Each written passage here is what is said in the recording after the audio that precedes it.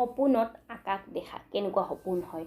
নমস্কাৰ বন্ধু বান্ধৱীসকল, আপোনালোকক মোৰ চেনেললৈ স্বাগতম জনালোঁ।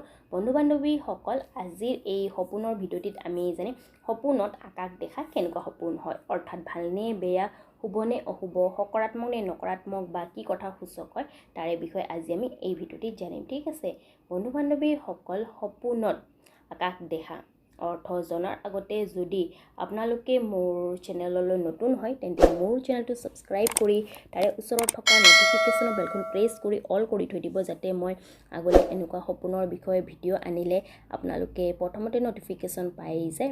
আৰু যদি আপোনালোকক মোৰ এই ভিডিঅ'টি ভাল লাগে তেন্তে এটা লাইক কৰিব, লগতে বন্ধুবৰ্গলৈ শ্বেয়াৰ কৰিব। আহক তেন্তে বন্ধু বান্ধৱীসকল, এতিয়া আমি জানো সপোনত আকাশ দেখা কেনেকুৱা সপোন হয়।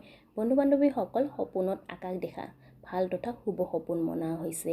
স্বপ্ন জ্যোতিষ শাস্ত্ৰ অনুসাৰে যদি এই সপোন যদি মহিলা বা পুৰুষে দেখে তেন্তে এই সপোনে এইটোৱে সংকেত কৰে যে তেওঁৰ মান সন্মান বাঢ়িব।